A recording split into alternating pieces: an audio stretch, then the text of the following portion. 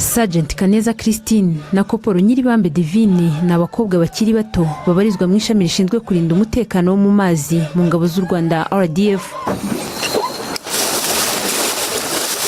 By'umwihariko Sergeant Kaneza Christine afite inshingano zo kwibira mu mazi akagera kure bitewe n'icyo asabwe kuhakora ibizwi nko kudayivinga. Koporo Nyiribambe Divine we atwara ubwato bw'intambara cyangwa ubundi bwato yahabwa bitewe n'inshingano. Aba banyarwandakazi bombi buri wese afite icyamuteye ishyaka ryo kwinjira mu ngabo z'u Rwanda.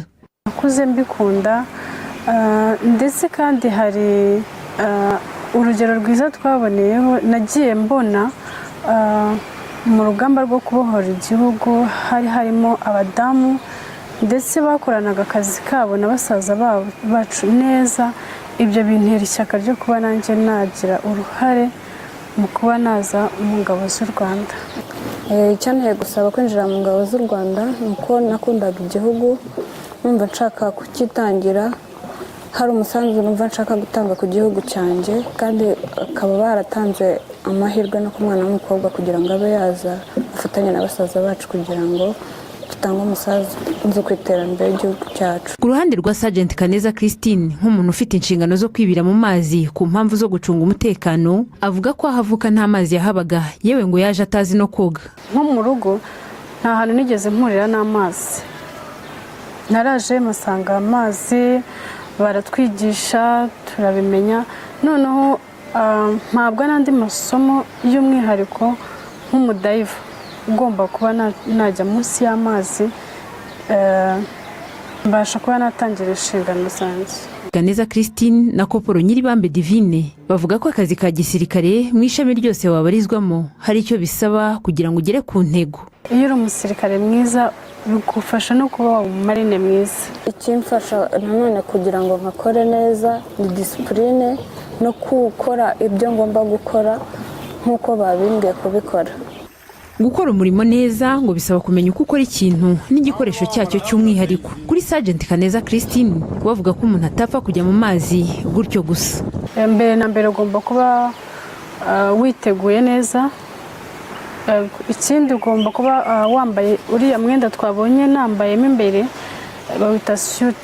Iriya suit yo yambaye igufasha kuba utagira ubushyuhe bwinshi mu mazi cyangwa se ndetse n'ubukonje uri hasi muri ariya mazi. Ikindi mwabonye ririya cupa nari mpetse, iriya cupa niyo ibasha kuguhereza umwuka uhumekera munsi y'ariya mazi. Iriya baneti igufasha kuba wagira wenda nk'imbogamizi mu mazi uri hasi, wahura n'umutego cyangwa se n'ikindi kintu cyakubangamira icyo ari cyo cyose wabasha kuwifashisha. Aba bombi bashimira ubuyobozi bw'igisirikare cy'u Rwanda n'igihugu muri rusange uburyo bahaye umunyarwandakazi agaciro ndetse mu byo akora byose agashyigikirwa. Ndashimira ubuyobozi bw'ingabo z'u Rwanda, by'umwihariko umugaba w'ikirenga w'ingabo z'u Rwanda utanga amahirwe ku mwana w'umukobwa ndetse n'umuhungu hatabayeho kugira ubusumbanisha mu kazi. Icyo nshimira ubuyobozi bw'u Rwanda ni uko budasubiza inyuma igitsina gore, buhatanga amahirwe ku mukobwa cyangwa se ku mugore kugira ngo atinyuke abashe gukora nawe icyamuteza imbere. Uretse ibyo, Sergeant Kaneza Christine anagira inama abakiri bato bafite inzozi zo kwinjira mu ngabo z'u Rwanda. Batinyuke, barashoboye, baze dufatanye kubaka igihugu cyacu, igihugu kiduha amahirwe, imirimo iyo ari yose twayikora nk'abana b'abakobwa. Umuvugizi wungirije w'ingabo z'u Rwanda Lieutenant Colonel Simon Kabera avuga ko mu byo RDF ishyize imbere ari ukuzamura ubushobozi bw'abasirikare kugira ngo igihugu gitere imbere gitekanye kandi ntawe usigaye. Umuntu ufite ubushake, ufite discipline, RDF imuha amahirwe y'ikintu mubonamo ko ashoboye kugikora muri cya cyerekezo cy'umutekano w'igihugu mu buryo bwagutse, kuko muri iyo mirimo abantu baruzuzanya. Guha ubumenyi abari n'abategarugori ndetse n'ibikoresho bijyanye n'igihe ngo bigaragaza ko umusanzu wabo mu ngabo z'u Rwanda uhabwa agaciro. Sergeant Kaneza Christine na Koporo Nyiribambe Divine bakomeza bavuga ko bazakomeza kwiga byinshi no gukora cyane kugira ngo bakomeze kuzuza inshingano zabo no kwereka ubuyobozi bwahaye agaciro umunyarwandakazi ko butibeshye. Sergeant Kaneza Christine na Koporo Nyiribambe Divine ni abakobwa bakiri bato babarizwa mu ishami rishinzwe kurinda umutekano wo mu mazi mu ngabo z'u Rwanda RDF. By'umwihariko Sergeant Kaneza Christine afite inshingano zo kwibira mu mazi akagera kure bitewe n'icyo asabwe kuhakora ibizwi nko kudayivinga. Koporo Nyiribambe Divine we atwara ubwato bw'intambara cyangwa ubundi bwato yahabwa bitewe n'inshingano. Aba banyarwandakazi bombi buri wese afite icyamuteye ishyaka ryo kwinjira mu ngabo z'u Rwanda. Nakuze mbikunda ndetse kandi hari urugero rwiza twaboneyeho nagiye mbona mu rugamba rwo kubohora igihugu hari harimo abadamu ndetse bakoranaga akazi kabo na basaza bacu neza.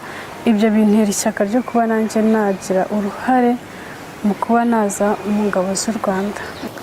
Icyanteye gusaba kwinjira mu ngabo z'u Rwanda ni uko nakundaga igihugu, numva nshaka kukitangira, hari umusanzu numva nshaka gutanga ku gihugu cyanjye, kandi akaba baratanze amahirwe no ku mwana w'umukobwa kugira ngo abe yaza afatanye na basaza bacu kugira ngo dutange umusanzu ku iterambere ry'igihugu cyacu. Ku ruhande rwa Sergeant Kaneza Christine nk'umuntu ufite inshingano zo kwibira mu mazi ku mpamvu zo gucunga umutekano, avuga ko ahavuka nta mazi yahabaga, yewe ngo yaje atazi no koga. Nko mu rugo nta hantu nigeze mpurira n'amazi, naraje masanga amazi baratwigisha turabimenya, noneho mpabwa n'andi masomo y'umwihariko nk'umudayiva ugomba kuba najya munsi y'amazi, mbasha kuba natangira inshingano zanjye. Kaneza Christine na Koporo Nyiribambe Divine bavuga ko akazi ka gisirikare mu ishami ryose wabarizwamo hari icyo bisaba kugira ngo ugere ku ntego. Iyo uri umusirikare mwiza bigufasha no kuba umumarine mwiza. Ikimfasha nanone kugira ngo nkakore neza ni disipurine no gukora ibyo ngomba gukora nk'uko babimbwiye kubikora. Gukora umurimo neza ngo bisaba kumenya uko ukora ikintu n'igikoresho cyacyo cy'umwihariko. Kuri Sergeant Kaneza Christine bavuga ko umuntu atapfa kujya mu mazi gutyo gusa. Mbere na mbere ugomba kuba witeguye neza. Ikindi ugomba kuba wambaye uriya mwenda twabonye nambayemo imbere bawita suit. Iriya suit yo yambaye igufasha kuba utagira ubushyuhe bwinshi mu mazi cyangwa se ndetse n'ubukonje uri hasi muri ariya mazi. Ikindi mwabonye ririya cupa nari mpetse, iriya cupa niyo ibasha kuguhereza umwuka uhumekera munsi y'ariya mazi. Iriya baneti igufasha kuba wagira wenda nk'imbogamizi mu mazi uri hasi, wahura n'umutego cyangwa se n'ikindi kintu cyakubangamira icyo ari cyo cyose wabasha kuwifashisha. Aba bombi bashimira ubuyobozi bw'igisirikare cy'u Rwanda n'igihugu muri rusange uburyo bahaye umunyarwandakazi agaciro ndetse mu byo akora byose agashyigikirwa. Ndashimira ubuyobozi bw'ingabo z'u Rwanda, by'umwihariko umugaba w'ikirenga w'ingabo z'u Rwanda utanga amahirwe ku mwana w'umukobwa ndetse n'umuhungu hatabayeho kugira ubusumbanisha mu kazi. Icyo nshimira ubuyobozi bw'u Rwanda ni uko budasubiza inyuma igitsina gore, buhatanga amahirwe ku mukobwa cyangwa se ku mugore kugira ngo atinyuke abashe gukora nawe icyamuteza imbere. Uretse ibyo, Sergeant Kaneza Christine anagira inama abakiri bato bafite inzozi zo kwinjira mu ngabo z'u Rwanda.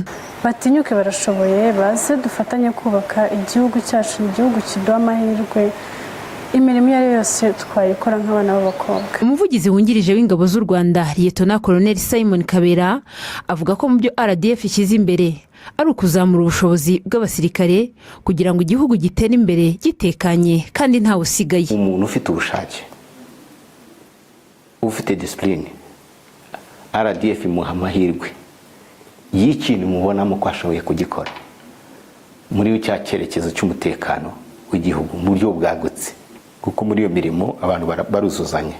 Guha ubumenyi abari n'abategarugori ndetse n'ibikoresho bijyanye n'igihe ngo bigaragaza ko umusanzu wabo mu ngabo z'u Rwanda uhabwa agaciro. Sergeant Kaneza Christine na Koporo Nyiribambe Divine bakomeza bavuga ko bazakomeza kwiga byinshi no gukora cyane kugira ngo bakomeze kuzuza inshingano zabo no kwereka ubuyobozi bwahaye agaciro umunyarwandakazi ko butibeshye.